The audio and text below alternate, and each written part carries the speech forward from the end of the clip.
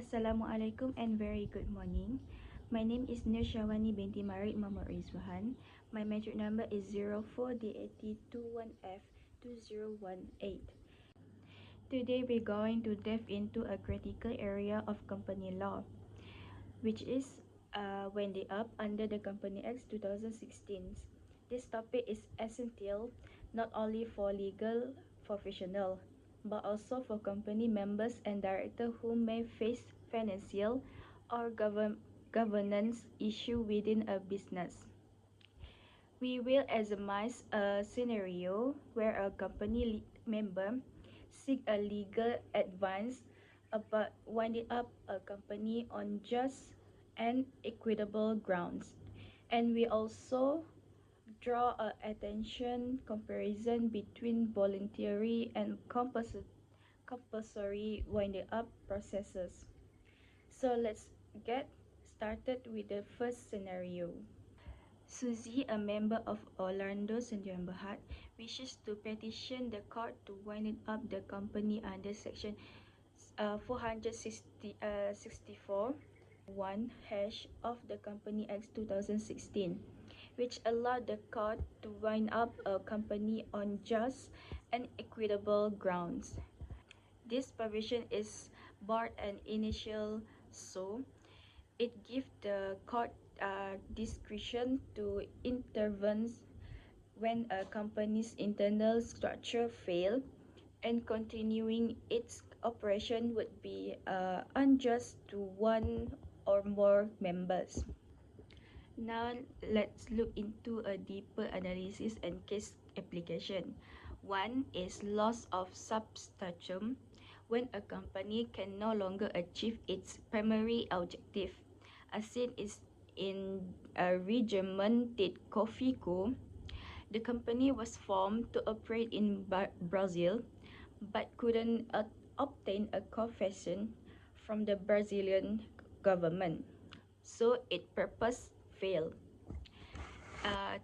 Second, deadlock in management, particularly in companies with equal shareholder and no casting vote. Rienige Tobacco Company Limited, two directors unable to agree, paralyzed the company operation. Third, justifiable loss of confidence in management. Lodge versus John Beckworth Limited. Irregularity and lack of transparency justice winding up Eng Tai Soon versus Chin Ai Engineering, Malaysian case enforcing the principle that mistrust from mismanagement can justify winding up. 4. Exclusion for management in a quasi-partnership, Ibrahimi versus Westbird Galleries Limited, a leading case where exclusion from management, despite equal expectation, led to a winding up order. And lastly is operation, overlap with Section 346. Court often recommend using operation remedies after the Section 346 unless the relationship is beyond repair. While Section 346 is often used for shareholder operation, the winding up route under the Section 465 1 remain valid when the situation has become irreparable, hostile, or deadlock. Suzy must understand Section 466 1, which presumes inability to pay debt if the company neglects to pay a debt over 10,000 RM within 21 days of written demand or execution of the judgment in written unsatisfied. That's all for me. Now I return this presentation to my partner. Thank you. Assalamualaikum and good morning. My name is MADIHAH HANIN binti Muhammad Nasir. My matric number is 04 DAT 21F2015. And today, let's now explore the distinction between voluntary and compulsory winding up, both governed by the Company Act 2016. Based on the slide, we provide a table with differences between voluntary winding up and compulsory winding up, along with the aspect and differences between voluntary winding up and compulsory winding up. First, we will go with first aspect. It is initiator. For voluntary winding up, the company via a special resolution, while compulsory winding up, a creditor, member or the company via petition of the court. Next is section. For voluntary winding up, section 439 and 455 Companies Act 2016. For compulsory winding up, section 465 and 487 Companies Act 2016. Next, reason for winding up. For voluntary winding up, solvent closure or acknowledged insolvency, while compulsory winding up, inability to pay debt, deadlock, just and equitable ground. Next is court involvement.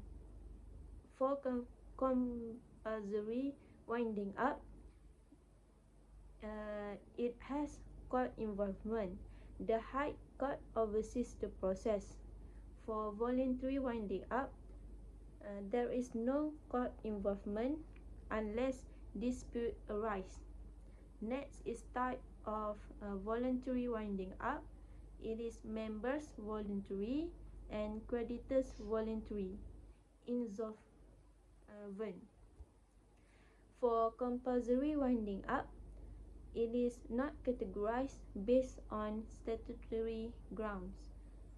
For appointment of liquidator voluntary winding up by the company, members or creditors. For compulsory winding up by the court. Next is control of process. Voluntary winding up is company controlled or more flexible, while compulsory winding up, court supervised, stricter and formal. For next is a common use case for voluntary winding up, plan, closure, retirement, reorganization. For compulsory winding up, it is financial distress, shareholder dispute or misconduct. Next is cost and duration. It is for voluntary winding up, generally faster and cheaper, while compulsory winding up, more expensive and time consuming. Next is solvent requirement. For voluntary winding up is can only proceed as members voluntary if solvent, while compulsory winding up often due to insolvency or failure to meet obligations. Lastly, public notice for voluntary winding up is required in Gazette and newspapers, while compulsory winding up also required under court procedures. In closing, winding up is not just a legal mechanism. It is a last resort solution when internal governance collapse or insolvency strikes. The Company Act 2016 provides both flexibility and legal safeguard for members like Suzy. We hope this presentation clarified the legal ground and procedures for winding up a company, whether through court, petition, or voluntary resolution. Thank you for your attention.